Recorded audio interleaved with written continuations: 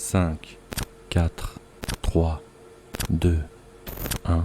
Au cours de ce compte à rebours, 5 secondes se sont écoulées, et avec elles, 10 vies se sont éteintes sur notre planète. À la fin de cette journée, c'est pas moins de 157 000 personnes qui auront quitté ce bas monde.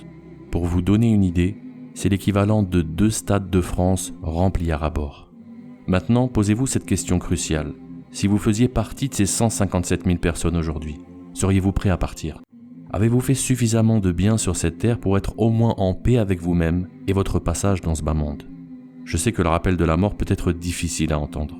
Mais pourtant, le prophète de l'islam, paix et salut de Dieu sur lui, nous a exhortés à méditer sur cette réalité. Il a dit « Rappelez-vous fréquemment celle qui coupe les plaisirs ».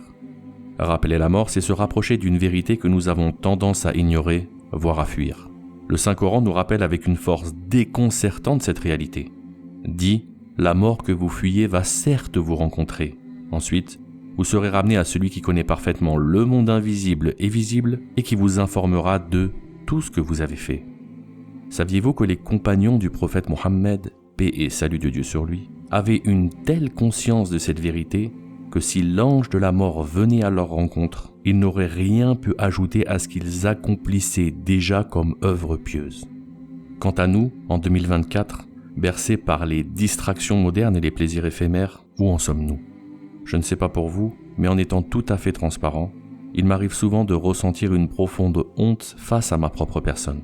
Avant de m'endormir, je médite sur mes actions et je réalise avec une immense tristesse à quel point elles sont si minimes. Je dois en faire davantage. Et vous, est-ce que vous ressentez la même chose que moi ? En vérité, que dirions-nous si l'ange de la mort se présentait à nous tout de suite ? Le prophète Mohammed, paix et salut de Dieu sur lui, nous a rappelé que chacun sera ressuscité dans l'état où il était au moment de sa mort. Alors ma sœur, n'est-il pas temps de revêtir ton voile ? Et toi mon frère, n'est-il pas temps pour toi de prier avec sincérité et dévotion ? Ce court appel touche à sa fin. Et c'est déjà 330 personnes qui sont mortes, et cela depuis le début de notre échange.